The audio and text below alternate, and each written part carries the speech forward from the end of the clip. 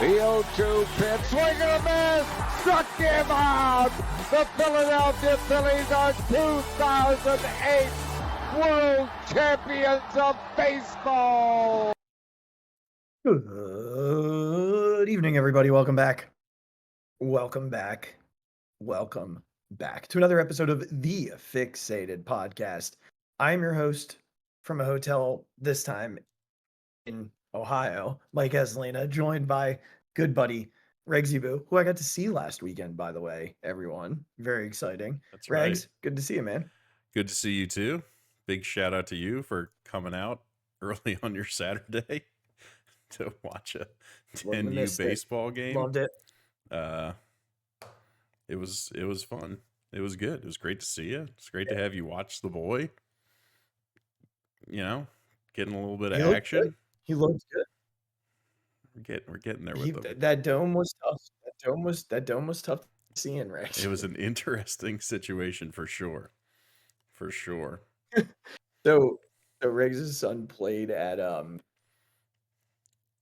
something called Spooky Nook Sports. If you're not familiar with like the central Pennsylvania area, it's a like super sports complex. And crazy. has literally every sport. Yeah, you gotta tell me what you thought about through it then. But his oldest son Cole played in a tournament, and it was in a dome outside of the complex itself. And this dome was white. So like they used a yellow ball, but it was still so hard to see the ball when it went in the air. And I asked Cole after the game, was it harder to see it in the field or hitting? And he said it was definitely hitting. But what did you think of the whole complex? I left before you got to walk through it. It was nutty. There's so much. Like, it's so big. It's first of all incredible how they managed to run it and things go relatively smoothly. It's nothing like it down here, like in Maryland. There's nothing like that. It's crazy. It just kept going. Like we kept walking and we're like, oh my God, it's still going. And there's still volleyball. Like there were like rooms that like didn't have any windows that had one door, but there's 4 volleyball games going on in it. And you're just like, how is there that big of a room back here? Crazy. Yeah. How does a place like this actually exist, and where are all these other rooms coming from? That's always what I think about when I walk through there. And they're just, every room is huge. Yeah. Every single one. And so it was fun to watch him play. It was cool to see you and Ange and just to kind of see your reaction when you walked into that place. So yeah. I Wild stuff. I enjoyed it. If you ever get a chance, like as a listener, to go to Spooky Nook for any reason, you just got to go and see it. And it's also just a fun little fact. It's where the USA women's field hockey team practices. So just don't go on a weekend. Pick like a Tuesday to go. You'll be in and out. It'll be much easier. Yeah, it is bonkers how many people are there. We had to be there at 6:45 in the morning, and it was the line to of cars was backed up onto the highway. It's wild.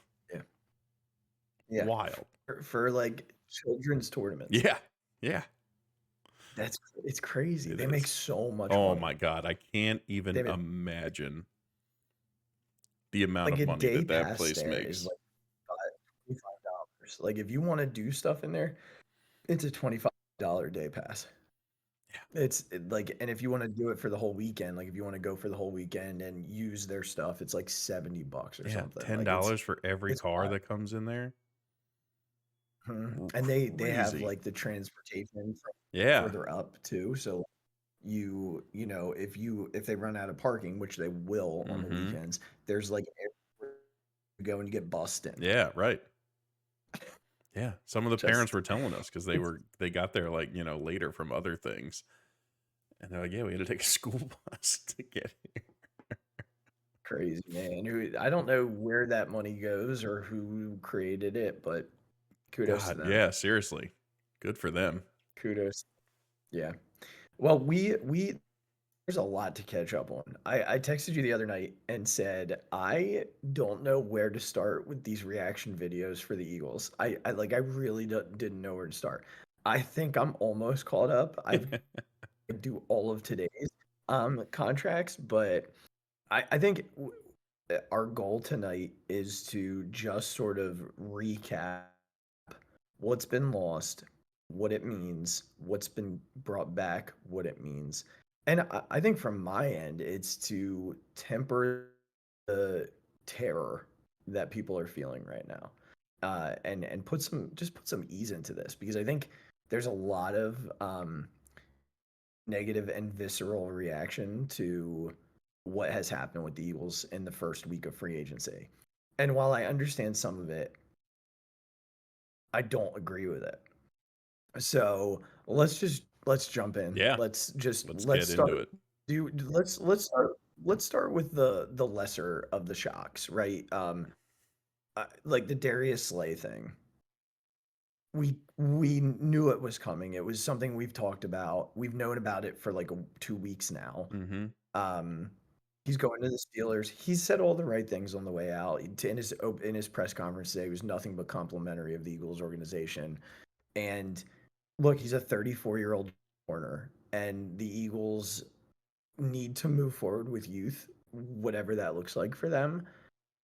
And this is the year to do that. It seems like in this offseason, we're seeing a different side of Howie Roseman than what we saw after 2018. Yeah. And he has talked about needing to step away from like that need to hold on to guys and be able to separate from what they've given. And I think Darius Slay is the perfect representation of that, right? Yeah, for sure. I think you bet on the guy to be good in his 30s, which corners typically are never. There's not a lot of really good corner play from guys over 30 in the NFL. You bet on it. He played a fantastic last couple of years. He got you a Super Bowl. Like, you give big hugs and you're like, we appreciate it, man. And, go figure out where you want to be to finish it out. And the deal was 1 year for $10 million with the Steelers. I don't know if I ever saw the money. I don't remember seeing it. I think it came out today. I think it was a year for $10 million, and that's just not a deal the Eagles would do. Yeah. Oren Burks, 2 years, $5.5 million, I believe, was the deal. Mm-hmm. And someone asked it, like, isn't that something that the Eagles would do? Should do? Again, I think it's like turning over to the youth. Like they might find another scrap heap type veteran that they can bring on for depth. But I think they probably went to Vic and said, we brought you Zach Bond. You're going to have to figure it out until Nakobe Dean is healthy. And whatever that looks like for you. So they might get him, a vet who just doesn't find a home by the time the draft is over. But I think it's a nod at Jeremiah Trotter Jr. here. But bringing Oren Burks back for 2 years at like $2.75 million a year, like that's not a resource that I feel like they need to use. Like it's just not. He was good for them. He was very good, but he's not like so far above replacement level that you can't figure it out. Like he was a third linebacker. You know what I mean? Yeah. I think that was one of the ones where maybe you could understand. I think just because of the amount of money is where people were going with that.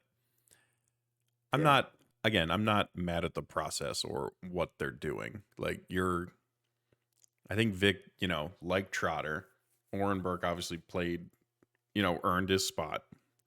Trotter got a chance to learn, play special teams, all those things.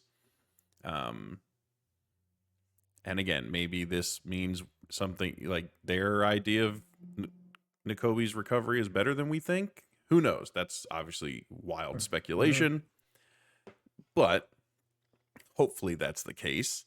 And look, you're giving Trotter some snaps. I'm sure they'll bring in somebody, like you said, to compete with him so it's not just a shoe-in. So he can earn it, and then you move on. You brought back the most important piece, which is Zach Bond. Like that was the most important thing you did. If you just have to figure out the next spot, you just got to do what you got to do. Yeah. And that then lends us to Isaiah Rodgers, who signed with the Minnesota Vikings 2 years. I believe it was 14 million. And look, that was a guy that we had predicted, we had predicted to stay. Mm-hmm. I don't think we anticipated the market to be what it was, and it turned out that he was able to find money in another city with another team who is starting to scare me a little bit. I'm going to be honest with you. When I look at their roster and how they've done some things, that's going to be a pretty good team next year. However, we're going to get to this. They were able to find like another version of Isaiah Rodgers for a little bit cheaper, right? In free agency. Is he as good? Is the guy they got as good? I don't know. He hasn't been, but has he been in the past? Yes. So they're again, and we'll talk about these other deals in a moment. This isn't one that like I was angry about when I saw the money. I just don't think he is a $7 million player, especially if you aren't intending on giving him the starting job. Right. Like right. he is not guaranteed the starting job, and you're not paying a backup $7 million a year at corner. Right. I think that's the key. I think the key is the money aspect was the biggest part. And I don't think with where they're at, they were willing to guarantee him a starting spot with the other guys that they have. So you're not going to pay somebody to be your starter when that's not guaranteed, even if it's your number two. And your goal is to use that money on, something else, on other things. Sure. So these next two I'm going to pair together because I think they're the two that have everybody so up in arms that like we're not able to like handle ourselves on social media right now. Milton Williams and Josh Sweat. Josh Sweat goes to find Jonathan Gannon and is going to be making $20 million a year, whereas Milton Williams is heading to New England. And he's going to be making close to $30 million a year, $26 million a year, making him the third highest paid defensive tackle in the NFL. Regz, I don't even know if he was the third best defensive tackle on the Eagles last year. Yeah. So that's the type of thing that people aren't processing right now. Milton Williams was good. He was very good. And I said this on a TikTok post earlier in the week. You pay the guy who has to eat the double team, not the guy who benefits from the double team. Now, could Milton Williams go to New England and be the guy who gets the double team? Maybe. Absolutely could. He's still young. He absolutely can. But the Eagles already have that guy on the roster. Right. That's the guy they're going to pay. He's going to have a 3 in front of his salary. Yep. He's going to make a lot of money. High 3s, high 30s. And you can't pay all these guys, especially when you think you have a replacement. And I do believe the Eagles feel as though Moro Ojama is the replacement, the guy who can make the difference and the step up. And this is a very deep defensive tackle draft. In terms of Josh Sweat, he's going to be 29. And they're not going to pay him that money. He's going to make $20 million a year for the next 3 years. And the Eagles went a different route with free agency and found a guy who's younger and has the opportunity to make that type of money off of a good year in Philly. So your immediate reaction on these two, and then I have a follow-up that I want to dig into. I mean, the money was wild. I mean, good for them. First of all, good for those guys. 100%. Feel great for them. Happy for them. I think, like you said, we have a more important guy to pay on the defensive line than Milton Williams. And you have a reasonable replacement in Ojama. Played pretty well. Played well enough that you don't have a huge problem with Milton going. You'll do, I'm sure, like you said, they'll look to draft somebody. They always do for the lines. So good for them. Could he prove us wrong? Sure. Don't think Milton Williams is worth $26 million a year as he is right now. Look, could he turn into that? I hope he does. He was great for us. He's still young, like you said. Good for him. Going to play for Vrabel, I think, is awesome. Like, a good spot for him to land in, as opposed to Carolina, which is like a death, which is like death for football players. So I'm happy for him. I really am. Yeah, that would have been something. Yeah. Sweat, I think we forget that, like, throughout the season, we were all like, Nolan Smith outplayed him for most of the regular season. Did he have a fantastic playoffs and Super Bowl? Absolutely he did. Can't take it away from him. Played his best game when we absolutely needed it and helped us get a trophy. Can't take it away from Josh Sweat. You're not paying him $20 million. Arizona's defense is one of the worst defenses in the entire league last year. Get your cash. Go be with your buddy John. Enjoy yourself, man. Enjoy the dry heat. I hope you have a wonderful life. Thank you for all you did for this team. Yeah. And I just, with the way that totally this agree. team focuses on the lines specifically, you know they're going to keep bringing in guys who hope, and eventually they'll hit on a few more guys who play well and will be young. But the biggest difference, like you said, is that they have somebody they have to pay. They didn't let these guys go with no one. Like, they didn't let them go because they just wanted to. This team is not usually in the business of letting 26-year-old pretty good players go that they've drafted and developed. But you hit a home run in Jalen Carter. You have to pay the home run before everybody else. So this is just what happens. Yes. And they weren't paying him $26 million. Like, let's just put that out. They weren't paying. Even if Jalen Carter was like half as good as he was, they weren't paying him $26 million. So if you're giving that kind of guy money, if you're giving one of these guys that kind of money, where would you say they rank in terms of your roster? Where would you put them on your roster? A $26 million player and a $20 million player. Where do they fit on your roster in terms of importance or talent? I mean, they'd have to be top 10. Okay. So let me do this with you. Are either one of them more important or better than Jalen Hurts? No. AJ Brown? No. Saquon Barkley? No. Devontae Smith? Nope. Lane Johnson? Nope. Jordan Mailata? Nope.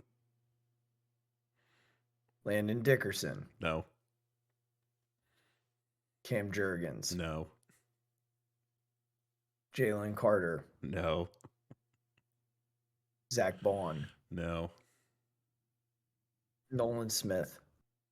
No. Quinyon Mitchell? No. Cooper DeJean? No.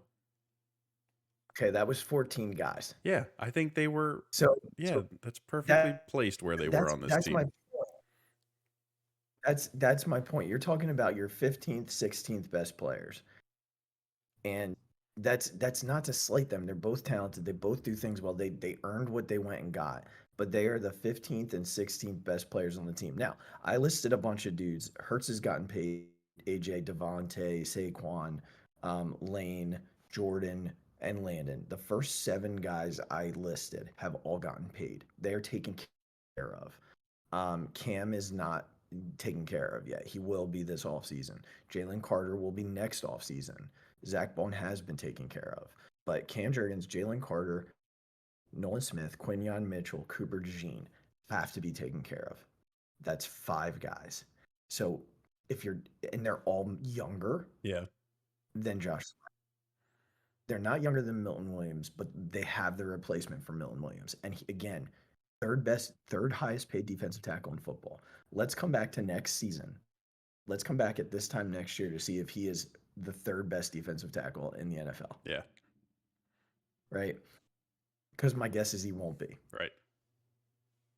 It's my guess. So just a fun little exercise that I wanted to do there before we moved on. they made two trades. The first being, I think, well, let's do the more surprising one first, and then we'll do the Yeah. less surprising one second. The Chauncey Gardner-Johnson one shocked us Yeah. tremendously. Like, you texted me like, "What just happened?" Yeah. And my phone was blowing up. I was like, "Oh my God, I don't know what's going on." So I had to like open Twitter, and then I saw it. And at first there was a little bit of sticker shock, right? Like, it was like, what happened? Um, and I do believe that this was financial. I do. When I look at Yeah. his contract and what the cap it hit, and I also don't. I mentioned to you that he could have been a candidate for an extension or a restructure, and I bet that he asked for that. And the Eagles were probably like, "We cannot pay you this. Like, Yeah. we simply can't pay you this."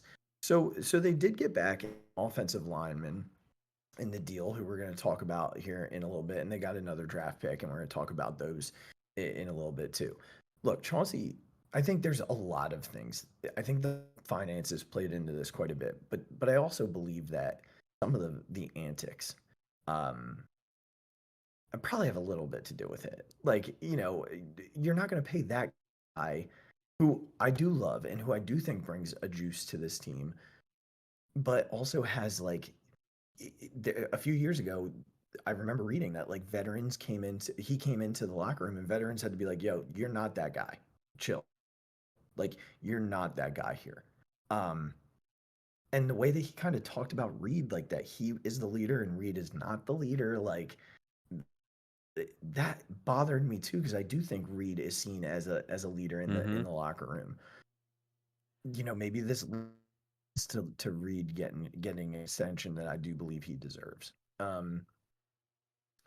But yeah, this leaves a hole. There's definitely a hole there. They're gonna have to figure out what they're gonna do at safety. Yeah. Right now, the safety room is basically Reed Blankenship, McCollum, and Lewis Seen. Yeah. So, Yeah. I think they have to figure out safety. I think the first shock for me was the return. It's like, you would think if we were trading somebody like Chauncey, we'd be getting some kind of, not impact, but something where you maybe at the very least a starter or somebody. When you see it's like kind of a reclamation project, which again, we probably have the best guy to do that ever for offensive linemen in the history of the NFL. But it was shocking to see at first. I think when everything started coming out, it was clearly that he's owed like $8 million the next year, and then 11 after that, or something like that. And it's just not something they were willing to pay him, regardless of how all the other stuff, which I'm sure weighed into it a little bit, but regardless of how that plays out, they're going to have to use that money elsewhere. I think it's the most shocking because it's also the place that doesn't have a contingency plan. There really is nobody, I think, who is ready to step up and be a starting player in that safety room.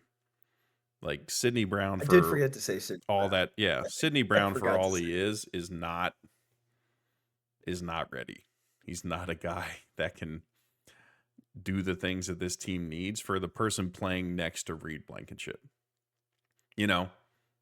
They need a complimentary player back there, and CJ was that, to his credit.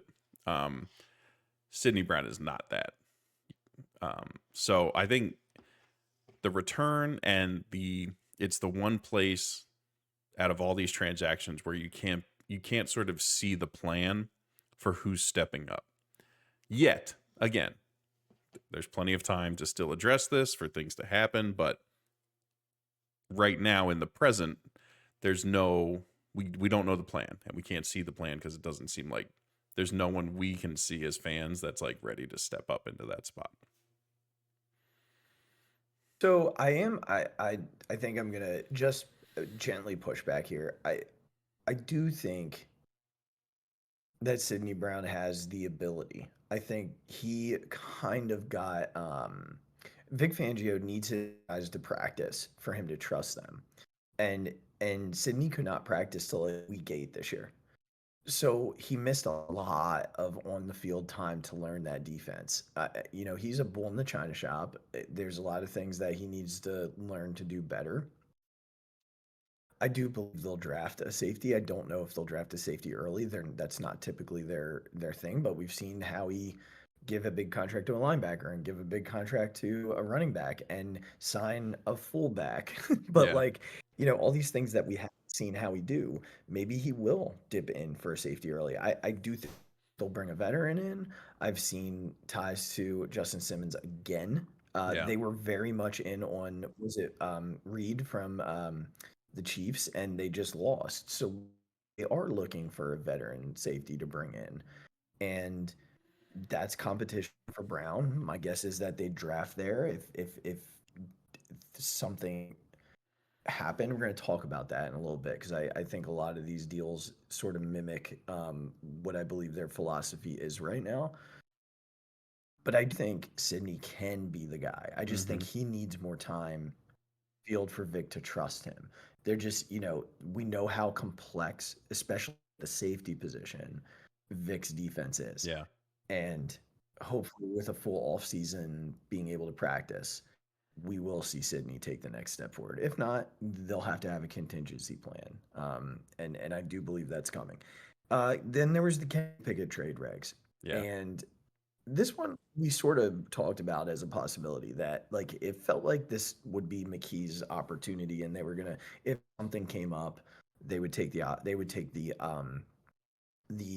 opportunity to trade Kenny Pickett. And so they did.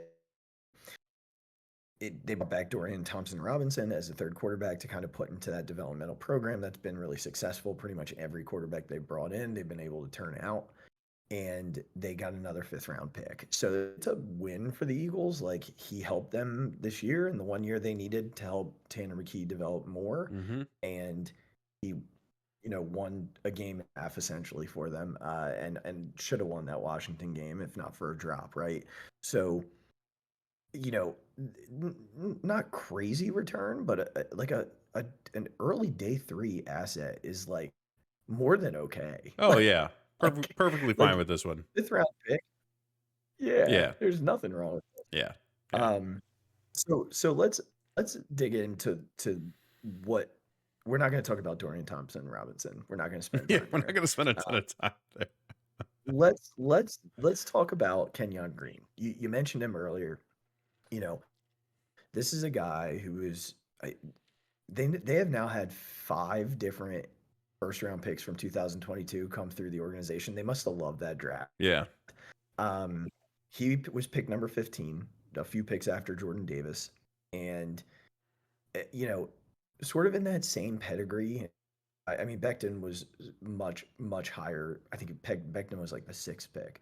Um, but this is a guy he is large and strong, big bodied, greater, and he just has not figured it out yet. And look, being in the Houston Texan organization, not where I would expect a guy like him to develop.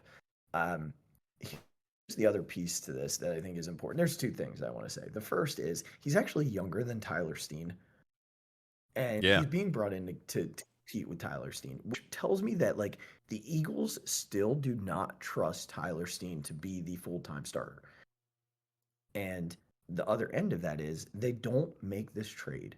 They simply do not make this trade if Jeff Stoutland did not watch this tape and say, yes, I do something with him. He was one of their 30 visits in 2022, which means Stout liked him. So liked him enough to bring him in for a visit. I think I haven't watched the film. I've read what people have said about it, and it's bad. Yeah. But it's not all so bad that like he's a waste. There's a ton of potential there, and if he is willing to learn, if he can be Mekhi Becton with the open minded to come and learn and be coached, then he's going to be fine. Yeah. Because if you can take Mekhi Becton, a lifetime tackle, and turn him into a guard who's going to make a boatload of money this offseason, then you can take a lifetime guard who was one of the best one of the absolute best SEC offensive linemen. I think he was like the best lineman in the SEC and was a top 15 pick. And you've got 2 years with him. So you basically have, this year and next year, if you can help him figure it out, your line is set for 2 years. And he's playing between a really good center and a Hall of Fame right tackle, which he did not have. He had Laramie Tunsil, who's good, but he's not Lane Johnson. Yeah. I actually feel pretty good about this, and a lot of it is Jeff Stoutland, but it's also Jeff Stoutland saying, "Yeah, go get that guy." Yeah, for sure. I think we all believe in Stoutland. He continues to work miracles somehow. The positive, I think, is that it does seem that a lot of the critiques are he just has not developed the proper techniques on how to use his strength and leverage, and he's just constantly kind of putting himself in bad position, which is something we know, again, if he's willing to like be all in, that Stoutland is a master at teaching and getting guys to understand what to do. So I believe in our guy. If he can keep doing, like, I don't know how he doesn't go down as one of the best position coaches to ever coach in football. Oh, if he keeps doing this, like he keeps doing this, it's unreal. Yeah, I mean, he is. He absolutely is already that. So we'll keep an eye on it. It's going to be a competition. I do believe that Becton's gone. Yeah, and that's fine. Which kind of leads me to the pick portion of things. With all these deals, and so Williams, the Milton Williams contract nets them a 3rd round comp pick in 2026. The Josh Sweat deal will net them a 4th round comp pick in 2026. Isaiah Rodgers will net them a 6th round comp pick in 2026. If Becton signs for what some of these other guards have signed for, it's going to be a 3rd or 4th round pick.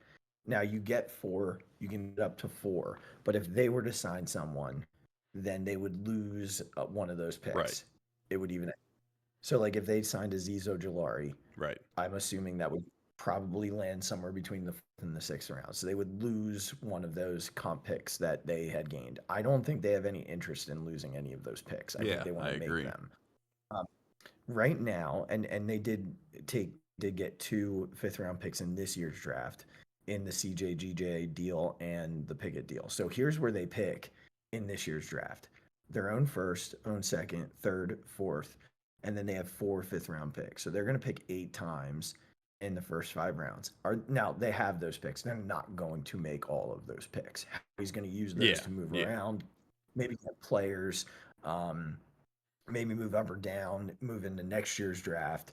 But they have those picks. With 2026 in the comp picks, 1st round pick, 2nd round pick, 3rd round pick, another 3rd round pick. With Becton, it'll either be another 3rd round pick or 2 4th round picks, 2 5th round picks, and a 7th round pick. So they have like 21 picks in the next 2 years.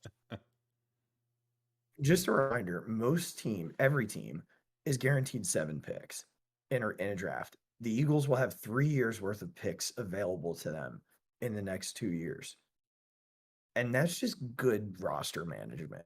With all of the big contracts they have to give out, and the more picks you have, the more assets you have, the more opportunity you have to hit on these picks. And they've been very good at hitting on these picks. So while we're all up in arms about, we let this guy go and we let that guy go, maybe the next Milton Williams, the next Josh Sweat will be taken with one of these picks that you're all upset about. Remember, Josh Sweat was a 5th round or was a 4th round pick. Milton Williams was a 3rd round pick. They have these assets now to find the next Milton Williams, to find the next Josh Sweat. Just be patient. Yeah, I think. I don't know how to say. No, I'm with you. I think the final thing I can say is that it's almost, I almost compare it to what the Chiefs have been doing. Like, they rebuilt their defense into all young guys, and our offense is in a much better place than the Chiefs have been over the past few years. They've been having to bring in guys, wide receivers, pass catchers. Like, they just have one of the greatest to ever do it, which makes everything a lot easier. Because he will find guys with the ball. But that team's been to 7 AFC Championship games. Like, you don't, and they've had to adjust. And like, yes, they had to get younger at their defense. It was a huge hole for them, and they did it. And they didn't do it by spending a bunch of money on a bunch of guys past their prime, right? They would bring guys in, they would do their thing, they would get it, but they weren't investing huge amounts of money unless you're Chris Jones, which again is a generational type guy. So Yeah. you're going to invest money in him to keep him on your team. Makes perfect sense. But they've been focusing on these younger guys and building up that defense and all those things. And I think the thing to remember, and I hope fans take away from, and I hope they're slowly starting to realize, is that, guys, we won a Super Bowl on a crazy timeline with these young guys. Our young defensive players aren't supposed to play like this. Like, this is not how it works out for a lot of teams. You had 2 rookies come into it like it was the perfect situation for them to come into and play well. And again, credit to them for coming in and putting in the work to be ready to play. Jalen Carter being what he is in year 3 now, right? 2. Year 2, thank you. One of the most dominant defensive tackles in football in year 2. Nolan Smith leaping like we didn't expect him coming off of last year, especially.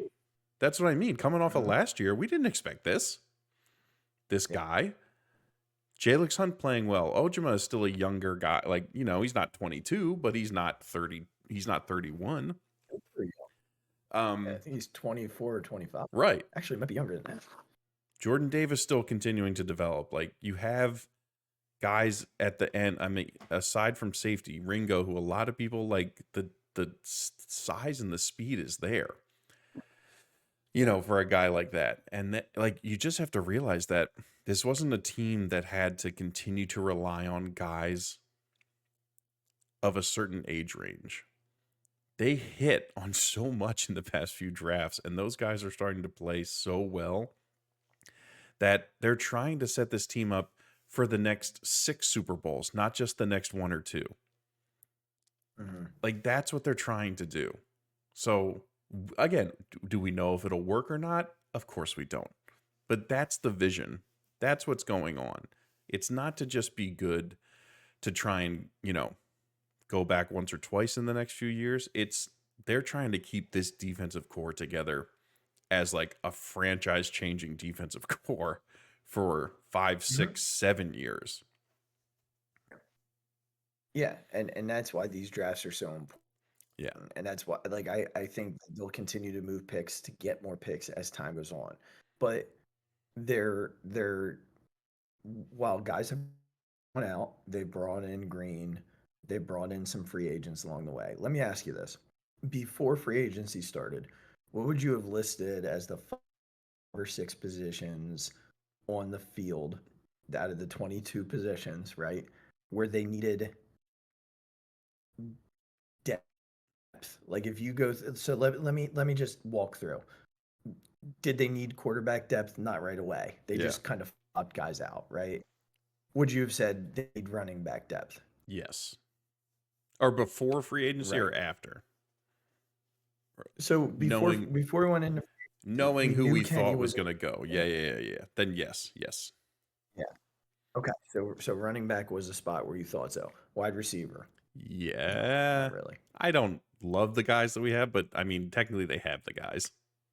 They weren't losing anybody, I guess you could say. Yes. No. You've got 5 guys, right?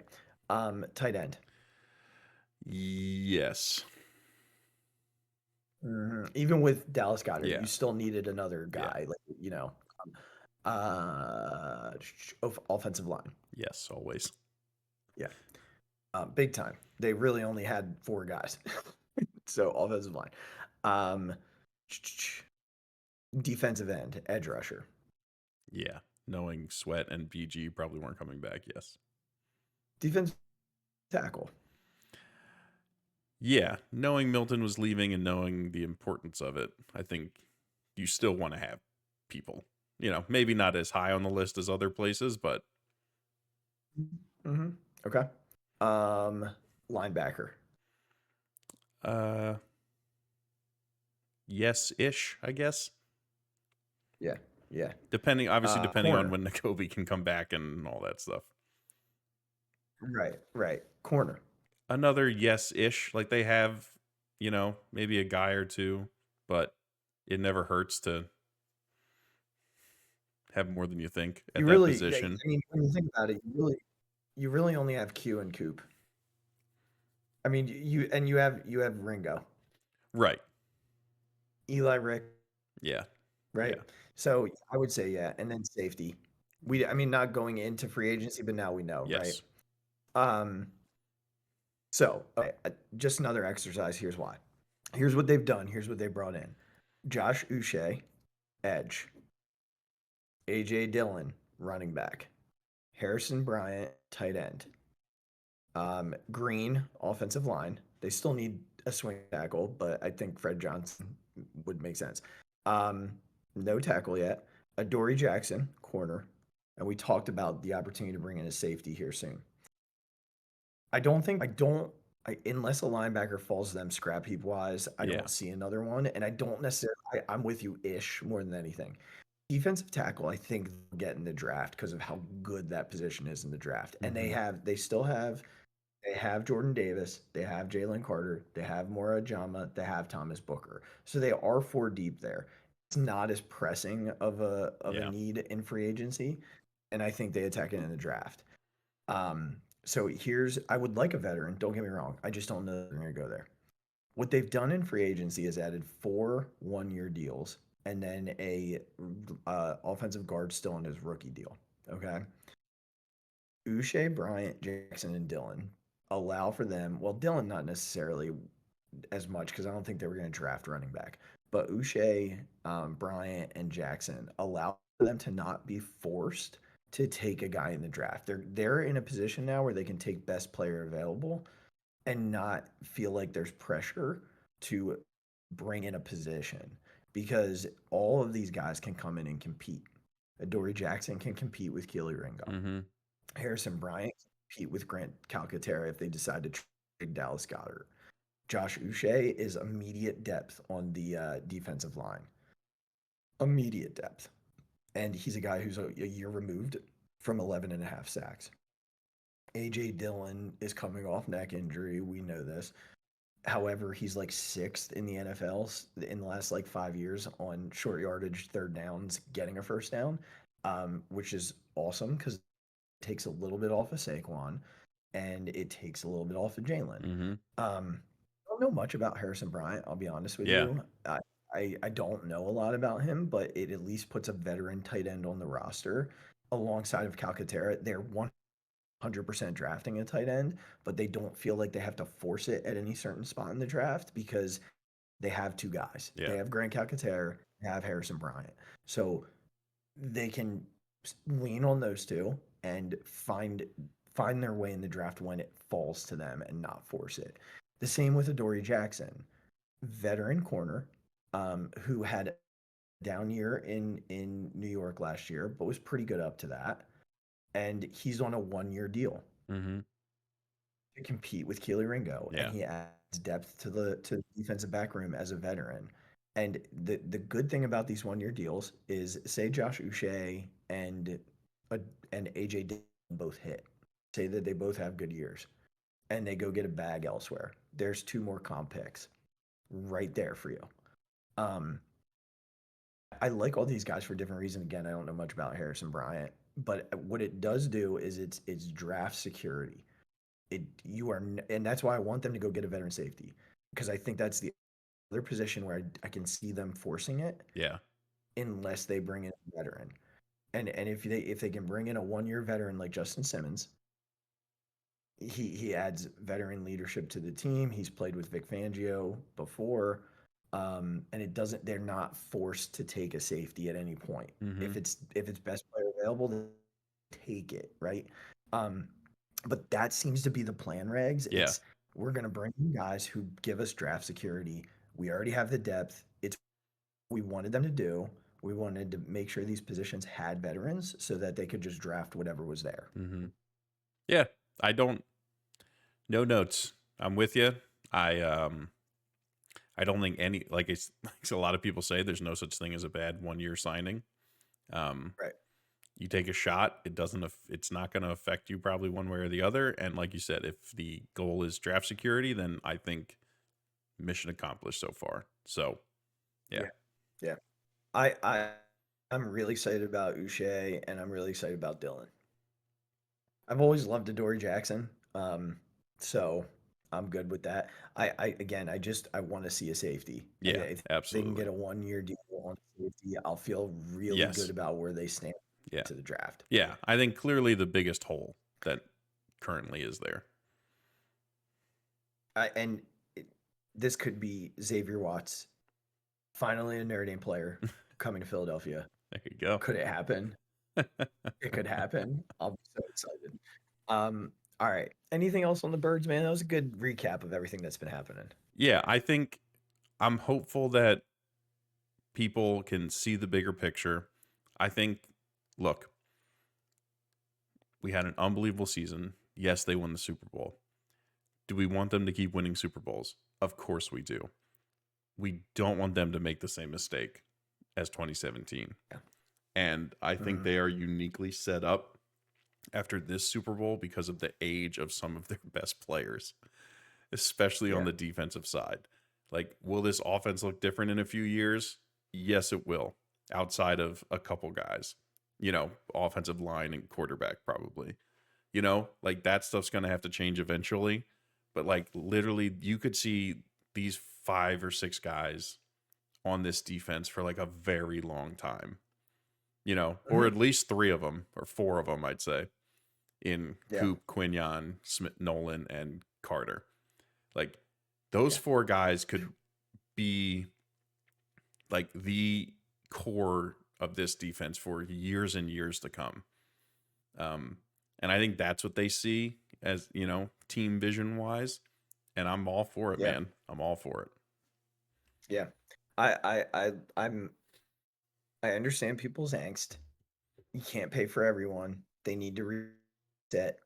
They're still very talented. Mm-hmm. Very, very talented. And I believe in what they've put out there already. And I think Vic Fangio can coach a young defense up. So, and they've been able to retain a lot of their position coaches on defense. So like that continuity, even bringing in new guys, is still there. And with the success that they've been able to have, like you got to know as a newer player, as a veteran, like you're coming into something that worked and it works well and has like a core of guys that are young and hungry and like now have the experience of winning a Super Bowl. Like they have that experience. So yeah, for sure. Well, make sure if you're not, follow us on TikTok because anytime a move is made, I'm dropping a video sort of just bracing us for it. So make sure if you haven't, you do that. But Buddy, we are 2 weeks away from the baseball season returning full bore. And next week we will do Mike's or Azzy's hot takes, the bold takes, the bold predictions for the season. The next week's show, we will spend most of our time on those 10 really outrageous predictions. But tonight, we're going to do a little buy or sell, and then Regz is going to do a little blind ranking to wrap up our time together. And I have 6 players who I want to do a buy or sell with. And it's we're buying what they're doing, at this is what it is, or we're selling it for another day. As we leave spring and head to the regular season. And I'm going to start with a guy we've talked quite a bit about on the show since last year, and it is Bryson Stott, who's had a really nice spring. I think his OPS is up around 900 right now. If you did not watch the Phillies social media coverage of the golf outing that they had yesterday, he and Marshy were hilarious. But Regz, I'll ask you first. Are you buying and selling this spring version of Bryson Stott? I'm buying. I think it's back to and I'm buying because we're back to what I think we expect from him or what we've seen from him 2 years ago. Yeah. I think that's why you can feel better about buying. If this was like, oh, he'd had some mediocre seasons and then a really bad one, and now we're seeing it, maybe you could be on the side of, oh, it's spring, you can't really take too much stock in it. I'm buying. I need a Bryson Stott bounce back in the worst way. So I'm all in. I'm buying. Yeah, I'm buying it too. I'm buying his stock. I believe so much in Bryson Stott, and he has shown this spring that there's it's there. Mm-hmm. It's there. And just tune in next week for my bold predictions. You'll see how much I believe. Okay, next one. Do you buy or sell the Jose Alvarado revenge tour that we have seen so far in spring training? I freaking love Jose, and I like all my being wants to, but I'm just so Oh, let's be realistic. We're not buying the 0.00 yeah, ERA. right. Like that's not No, what no, we're no, buying. right. We're buying that this. Yeah. Yeah, yeah. All my heart wants to, Azzy. I don't know if I can fully buy it. I'm so happy. Like I hope, like I think last year was a weird year. He came out literally untouchable, that guy. Righties, lefties, didn't matter. Had a little bit of right, he got hurt a little bit, had the weird personal thing. They like pitched him against righties a lot. Um, and it just didn't end well. And like, I love the guy. I want him to be good. I desperately want a good Jose Alvarado on my baseball team. Um, so out of my hope that it continues for longer than I think, I'm not going to fully buy. I'm not, I don't know how to describe it. I'm a push. Partial buy. You're partially buying Yeah. his Yeah. stock, pushing. Okay. You're pushing. You check back with you in a month is what you're saying. Yeah, like Okay. this is I'm buying. this is purely a like reverse jinx kind of situation. Like I'm I trying got you. to I'm going all in. I will fully buy the stock. I think Jose is a confidence pitcher. I don't think he ever looked like this last year Yeah. at any point. At no point did he look like this. He hasn't looked like this since 2 years ago. He's in great shape. I Yeah. mean, it's the best condition I think I've ever seen Jose Alvarado in. And because of that, I'm buying it. Because I do think he's going to be able to withstand the full season. I do think he's in a space where he is confident in himself, in the way that he feels, in the way that his body is. So I am fully buying I love Jose it. Alvarado. Okay, another one that I'm curious about because he's having a very quiet yet good, very good spring. Quietly very good spring, I think is what I'm trying to say. Do you buy or sell Aaron Nola's dominant spring? This one I'm gonna buy. I think Nolan's gonna have a really good year. I think this. I know he's been inconsistent. I know we always complain about him being inconsistent. There's also a weird, like, even an odd year thing with him for some reason. I truly believe that I think the way this staff is set up and with Painter coming, I feel like maybe there's a little bit of pressure off Aaron Nola. And I'm hoping that's gonna like free him up to just like, dude, we love you here. You're a workhorse. Just grab that ball and go do what you can do, man. You don't have to be perfect. Like he always gets in trouble when he thinks he has to be perfect. I'm hoping this frees him up. He's got the big contract. There's no pressure there. There's like he stayed in Philly where he wanted to be. They got this great, line of starters behind him. I'm buying it. I'm gonna take it. I think he's looked good, and I'm willing to buy.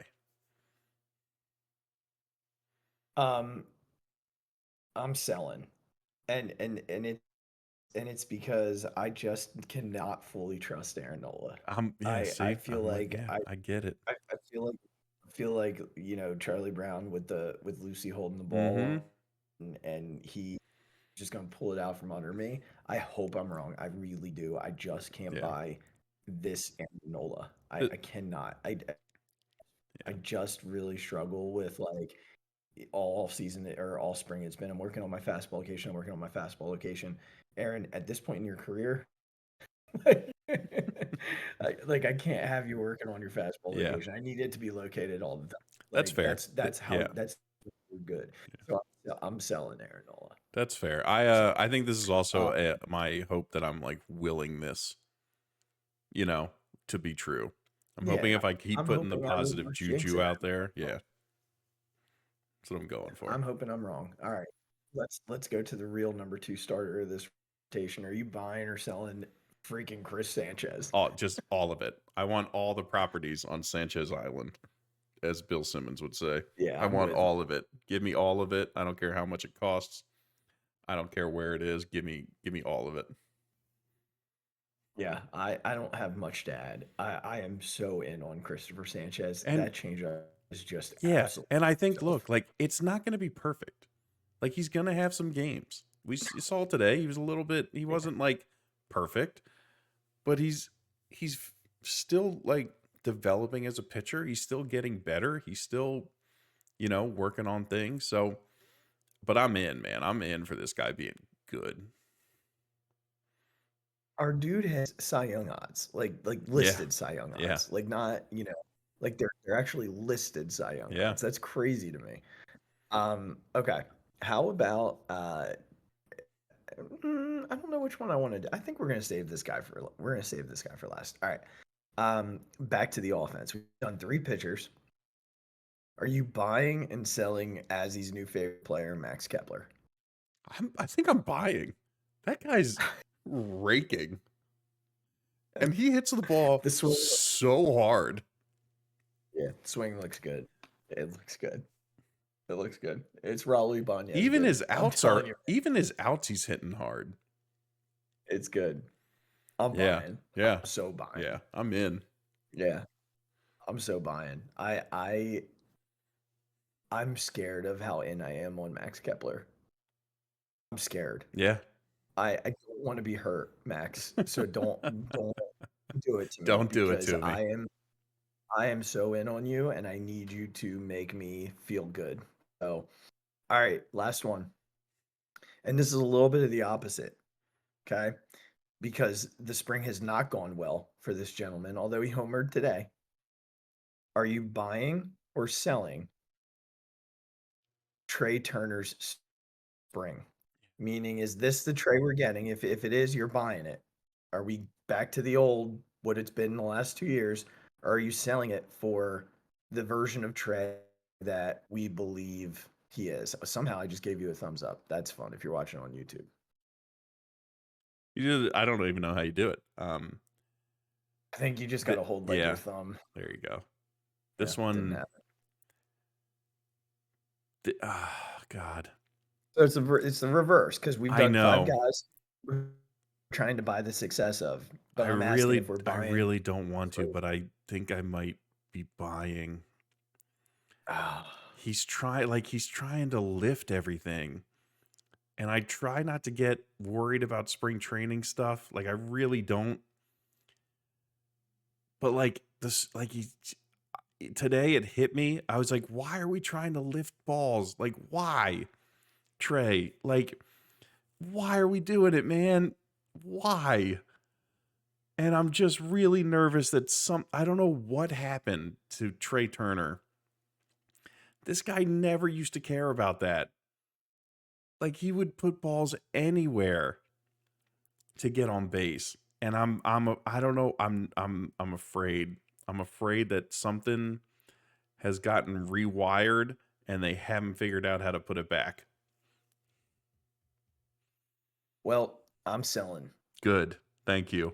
It makes me feel better. Tune in next week for the predictions. Good. Again, I don't want any of that to be true. For what it's worth, I want none of this to be true.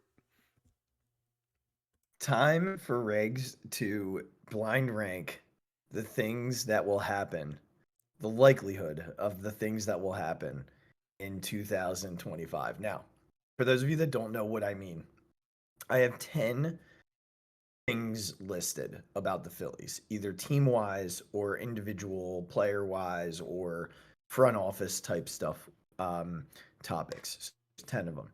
Regz has no idea what I've written down. He has not seen them. I have not told him.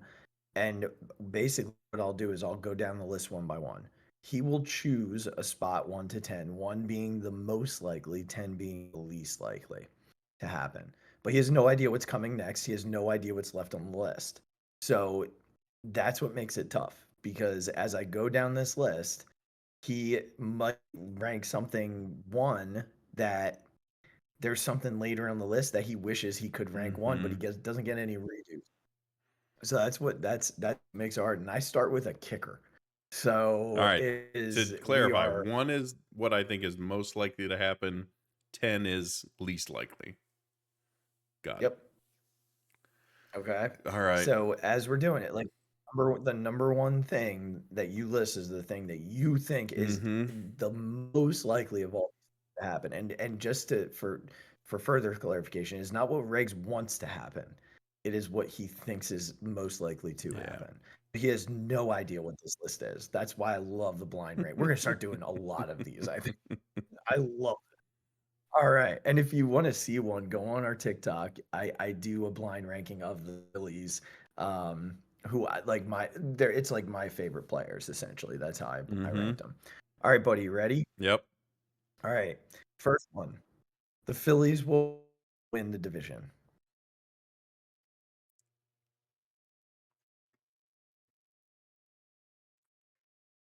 5, putting it right in the middle. He's starting in the middle, folks. Okay. And I'll keep you posted on what you have as we get further. All right. Your second one. Zach Wheeler wins the Cy Young. God, I hate to do it to him. 7. 7. Okay. Your third one. Bryce Harper wins the MVP.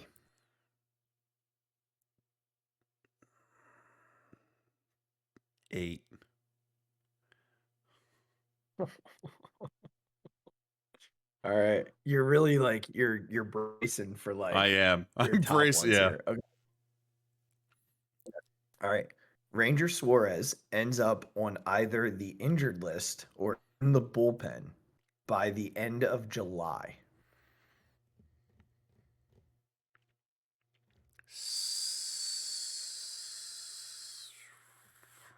God. Wish I had 5 still open. 6. 5 is not open. Okay. So you have used 5, 6, 7, and 8. Yep. Okay. All right. The Phillies will acquire an outfield bat at the deadline. 9. All right. You have 1, 2, 3, 4, and 10 left. Yep. This is going to be fun. Okay. The Phillies will acquire a bullpen arm at the deadline. 4.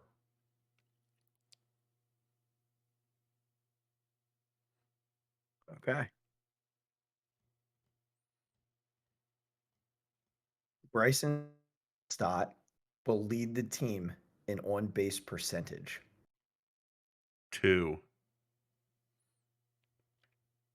Okay. Here's where you have 1, 3, and 10 left. And you're in a pretty good spot as I look at this, by the way. You're in a pretty good spot. All right. The Phillies will win the World Series. God damn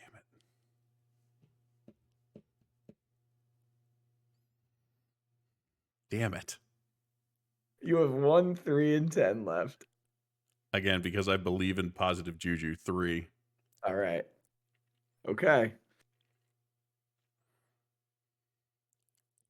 You have 1 and 10 left. Oh my God. Did I literally have the extremes or what? You do. And this is gonna be interesting. This is why it's so hard. Nick Castellanos will play 162 games. 10. All right. So that leaves this. as your number one. The Phillies will extend one or both of Kyle Schwarber and or JT Realmuto. I'm okay with that. Regs, I gotta tell you, it actually ended up pretty good. Would I like? Let me I'd read like to adjust a few here and there, but I feel like in general, that's pretty I good. actually think it's very good. All right, so number one, you have that the Phillies will extend one of or both of Kyle Schwarber and JT Realmuto. Two, Bryson Stott will lead the team in on-base percentage. Those are a really good top two, I believe. The Phillies won the World Series 3. If I could do adjustment, I would have switched that and they win the division. I think that's perfectly fair. Yep. Yeah. 4, they'll add a bullpen arm at the deadline. Really good spot for that. You have the division at 5. Rainer ends up in the bullpen or on the IL by the end of July. You have it 6. I think that's a good spot for that. Wheeler wins the Cy Young at 7. Listen, I love the guy. Harp. Yeah. Harp wins the MVP at 8. 9, they acquire an outfield bat. I really hope they don't have to do that. That's I my feel like thoughts that would mean- exactly. Yep. And 10, I don't think Nick's going to play 162 again. I just don't No. think he's going to be able to. Yeah. So honestly, man, that ended up that was good. Somehow You did that good. strategy worked out.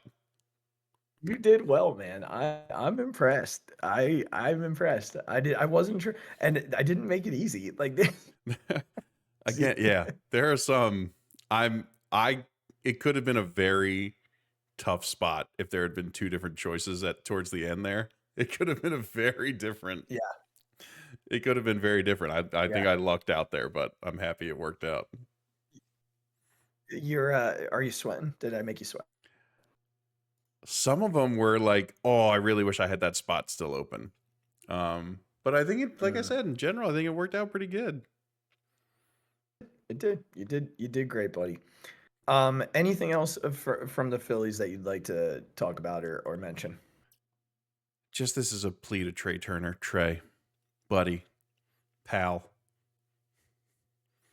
my shortstop, my leadoff hitter. Stop trying to hit home runs. For the love of Christ. Please. Please. Just, I don't care if you bloop your way to 300.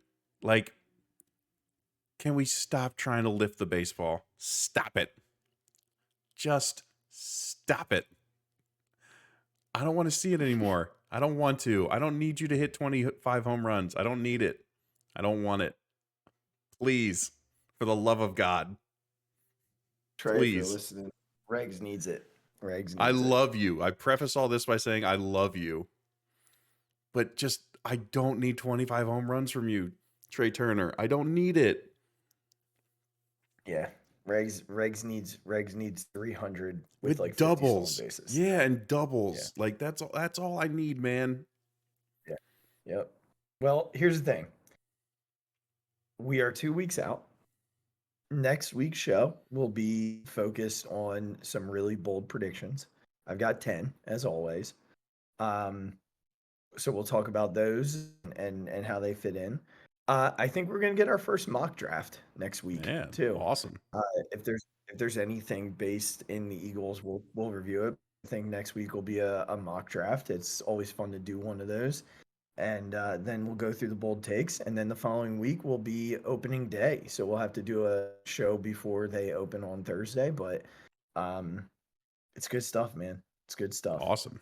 Yeah, can't wait. Cannot wait. We're getting there. And then it's going to be just Phillies all the time. So excited. So excited. So exciting. All right, everyone. Well, we appreciate you listening, taking the time to hang out with us and listen to our Eagles reactions, listen to our, Phillies sort of conversation today on the buy and sell and the Regs blind ranking. New segment on the show. Definitely going to do more of those. Can't wait until next week to get back with you all. But until then, make sure you go on YouTube and click subscribe, get on wherever you get your podcasts and follow and rate us there, and then get on social media at the Phixated Pod, at Big Drop 5, at Big Regz with a Z on Twitter.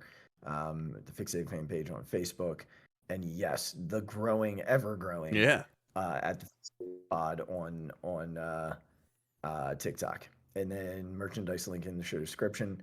And we will be back next Thursday. We'll record again, but until then, be kind to yourself, be kind to one another. We love you. Thank you for listening, and I trust you, Howie. Good. Hey, Trey, just listen, please. That's gone deep to right field, way up there and way out of here. The Philadelphia Eagles are Super Bowl champions. Eagles fans everywhere, this is for you. The 0-2 pitch, swing and a miss, struck him out. The Philadelphia Phillies are 2008 World Champions of Baseball.